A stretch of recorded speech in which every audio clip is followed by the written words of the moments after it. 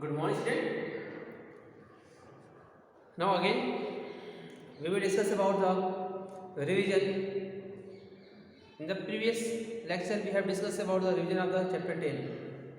Today, we will discuss about the revision of the chapter 11, algebra. You have already familiar with the algebra.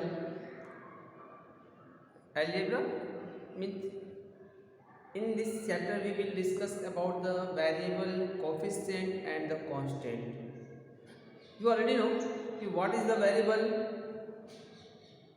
and what is the constant and what is the coefficient. So variable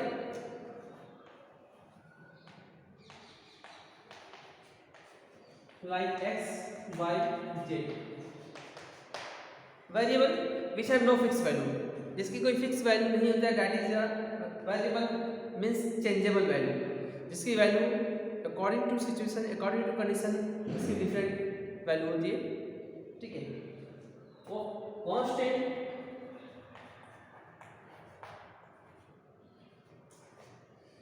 one two three four, constant इसकी value fix होती है. जैसे I have 10 rupees, my friend have 20 rupees, my father give me 100 rupees. So that is the fixed value, 10, 20, 3, 1, 4, that is the fixed value, that is no change. So that is a constant. Coefficient,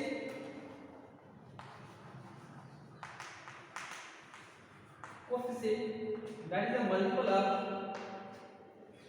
the multiple of variable and constant. If any number is in the form of multiplication with a variable, like this is a constant. Coefficient. किसी भी variable के साथ कोई भी number अगर multiply के term में है उसके साथ वो कोफिशिएंट कहलाता है. जैसे 2/5 x, कोफिशिएंट ऑफ x क्या होगा?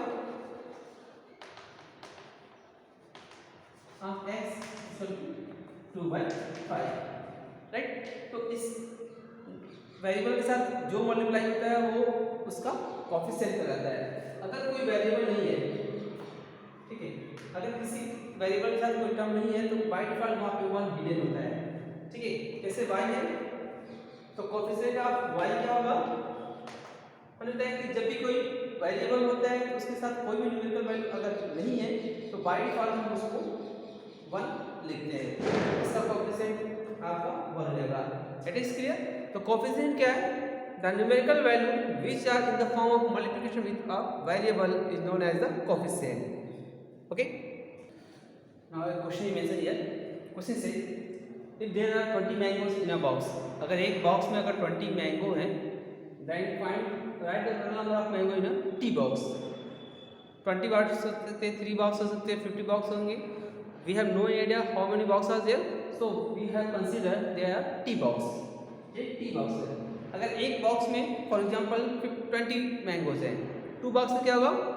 2 × 20. 3 बॉक्स में 3 × 20. इसी तरह टी बॉक्स में क्या होगा? ठीक है.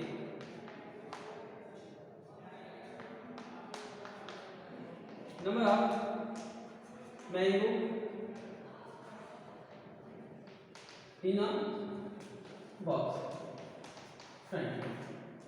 एक बॉक्स में 20 है तो total mango be in T box.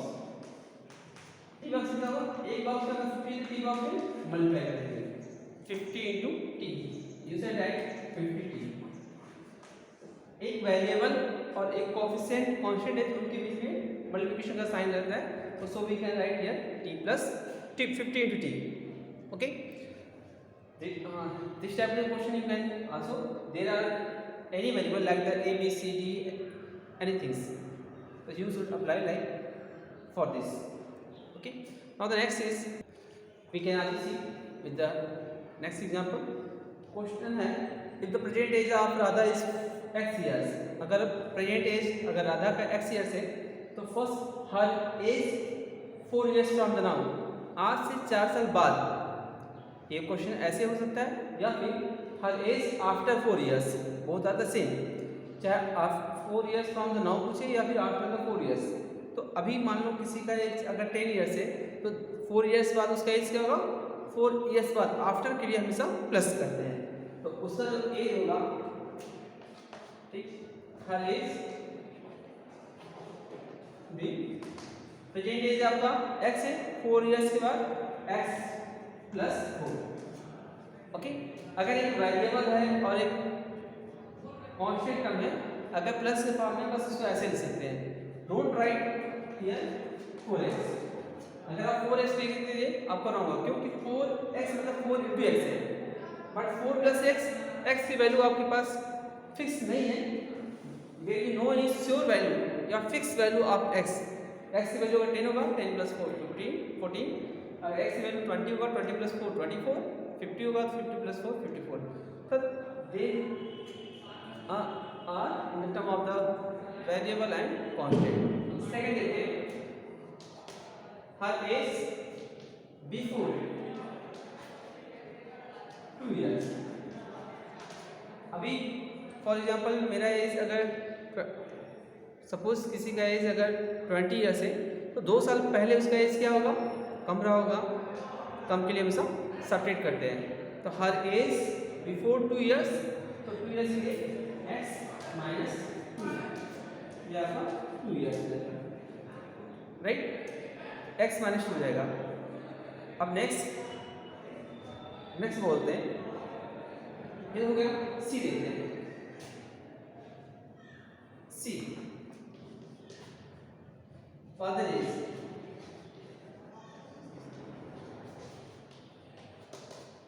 बोला कि जो फादर एज है 3 टाइम्स, 3 टाइम्स मतलब मल्टीप्लाई, इज क्लियर, जब किसी में टाइम्स मिलेगा तब we should always multiply, 3 times of her age, उसका एज कितना है x, 3 टाइम्स ऑफ x मतलब 3x, ठीक है, ये 3x ईयर्स होगा, ये इसका फादर का एज होगा। तो यू शुड अप्लाई, अगर इस तरह का क्वेश्चन होगा तो don't you can solve it and this is the result in front of you. तो आते हैं sum, you already discuss about the previous chapter, perimeter क्या होता है इसी का,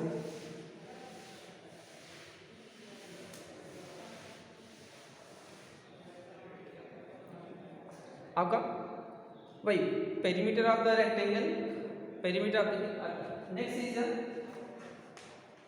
perimeter of rectangle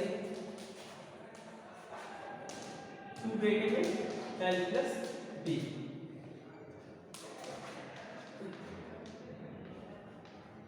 perimeter of square 4 into 5। उसी तरह हेक्सागन हो, हेप्टागन हो, हेक्सागन हो तो 6 into साइड, सेप्टागन हो तो 7 into साइड, ऑक्टागन हो तो 8 into साइड। तो you can apply this type formula. Next one is the distributive property, distributive property, distributive property is a into b plus c। Distributive property we have already discuss, again we will discuss. मैंने आपको example दिया था कि किसी घर अगर शादी पड़ जाती है तो वो उस घर के लोग मोहल्ले में आसपास के क्या मिठाई या फिर लड्डू क्या देते हैं, घर घर पहुंचाते हैं, खुशी का एक सिंबल है। तो उसी तरह ये क्या है, लड्डू है, और ये बाकी सब जितना इस ब्रैकेट में जो भी सबको घर मान लेते हैं। लड्डू उठाओ घर घर पहुंचाओ, एक घर अगर मिस हुआ तो समझिए कि आपका रिजल्ट मिस हो जाएगा। लड्डू ये है और ये सब डिफरेंट कलर, लड्डू उठाओ घर घर पहुंचाओ, ये लड्डू इस घर में जाना चाहिए, ए इंटू है बी, यहाँ पे प्लस हो प्लस, अगर माइनस होगा तो माइनस, अब ये जाएगा ए इंटू सी, ये ए है सबके पास पहुंच गया, बी के पास भी सी के पास, अंदर का सिंबल चाहे प्लस हो माइनस हो you should mention as it is, और ये ब्रैकेट में जो भी मल्टीप्लाई अंदर जो करते हैं वो हमेशा आपका मल्टीप्लिकेशन के टर्म में होता है। It is clear.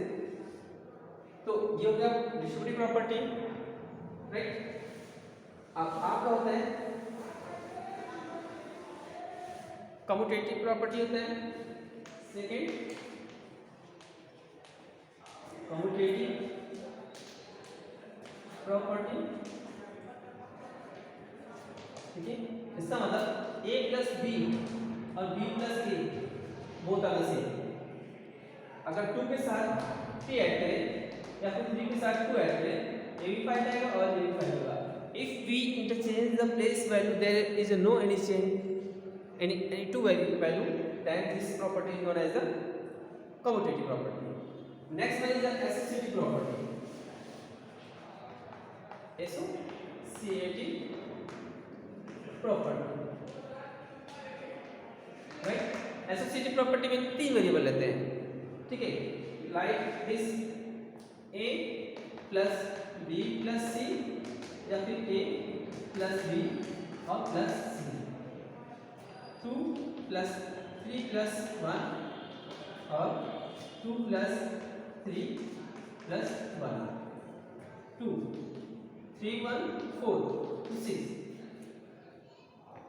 बस जो ब्रैकेट में होता है हम पहले उसको सॉल्व करते हैं, उसके बाद उसके बाद ये क्या होगा 3 2 5 प्लस 1 या पर 6। तो दो both are the same result, there is no change in their result. तो ये आपकी इस तरह की प्रॉपर्टी को बोलते हैं, आपका क्या हो जाएगा एसोसिएटिव प्रॉपर्टी। ये टर्म एडिशन के लिए है, अगर मल्टीप्लिकेशन के लिए होगा तो क्या करेंगे मल्टीप्लिकेशन, ठीक है। क्या होगा a into b into c, a into b into c, जैसे 2 इंटू 3 इंटू 1 या फिर 2 इंटू 3 इंटू 1, 2। पहले इस ब्रैकेट को सॉल्व करते हैं ना, 3 1 जा 3 और 3 2 जा 6, उसी तरह देखते हैं 2 3 जा 6 6 1 जा 6, बोथ आर द सेम। इसी तरह कम्यूटेटिव प्रॉपर्टी में मल्टीप्लिकेशन के लिए यूज कर सकते हैं, a इंटू b की वैल्यू b इंटू a के बराबर है, 2 इंटू 3 या फिर 3 into 2 both are the same. तो इस तरह से प्रॉपर्टी सब आपको गिवन है, you have already know and you should practice it. Next topic is the expression. किसी भी स्टेटमेंट को कैसे हम एक्सप्रेशन के टर्म में कन्वर्ट कर सकते हैं, there are the some example and we will try to solve this. Okay, first y इज मल्टीप्लाई बाय -8, y को -8 से मल्टीप्लाई करिए, y इज मल्टीप्लाई बाय -8, दिया जाएगा 8y।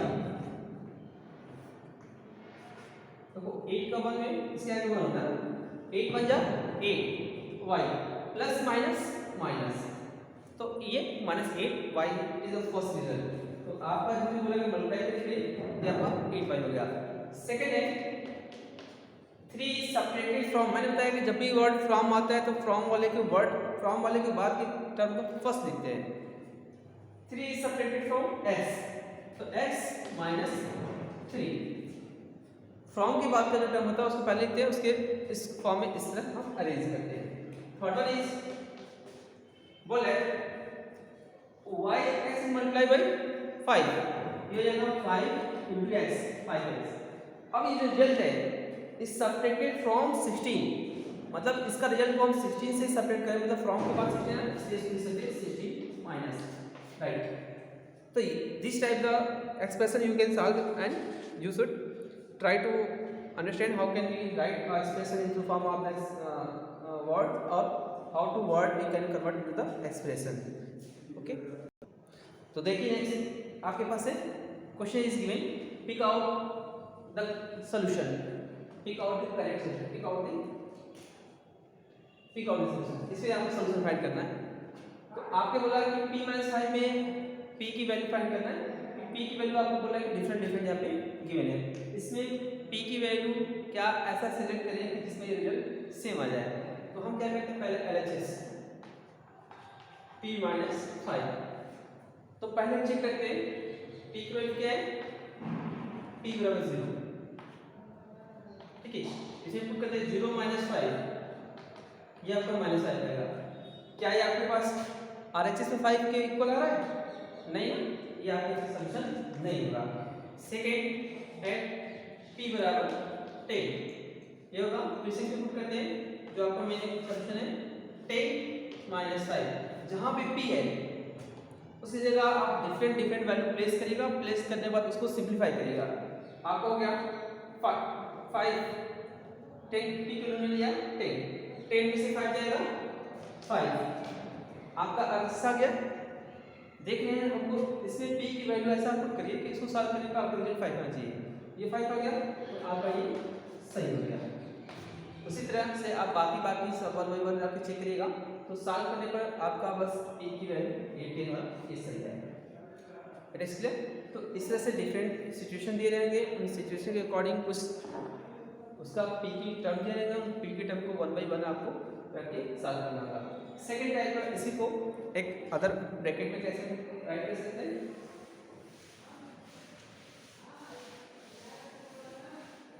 जैसे आपका हो गया x प्लस 5 बराबर 9। अब यहाँ पे दिया रहेगा x का डिफरेंट वैल्यू 1 2 3 4 5 6 और यहाँ पे दिया है x प्लस 5। ओके, अब हमको चाहिए क्या 9 चाहिए, हम चेक करते हैं। x की वैल्यू यहाँ पे क्या दिया है 1 प्लस 5 क्या आएगा 6, यहाँ पे 6। x की वैल्यू 1 रखने पर इसका रिजल्ट क्या आ रहा है 6 आ रहा है। x की जगह 2 रखेंगे, 2 प्लस 5 7, यहाँ 7। x की वैल्यू आप 3 रखते हैं, 3 प्लस 5 8, यहाँ पे 8 हो जाएगा। इस तरह से अब हम क्या करते हैं x value 4 plus 5 is equal to 9, फिर आपका 5 प्लस 5 नेक्स्ट ईयर 5 होगा 5 5 10, फिर 6 5 11। ओके, अभी हम चेक करते हैं कि हमको रिजल्ट क्या चाहिए x प्लस 5, x की वैल्यू ऐसा प्लेस करने पे हमको रिजल्ट क्या आना चाहिए 9 आना चाहिए। तो यहाँ पे देख रहे हैं x का वैल्यू क्या ये आपका है, क्या रिजल्ट क्या होगा आंसर एट x बराबर 4। x वैल्यू अगर 4 रखेंगे, 4 में अगर 5 रखते हैं तो हमारा रिजल्ट क्या होगा 9, that is your correct result. Okay, इसी तरह से आपके क्वेश्चन आएंगे, कुछ वर्ड्स प्रॉब्लम में है उसमें एक्सप्रेशन कैसे we have to mention, you should try to solve and this is the solution for your algebra. Okay, thanks to all of you and you should practice it. That's all for today.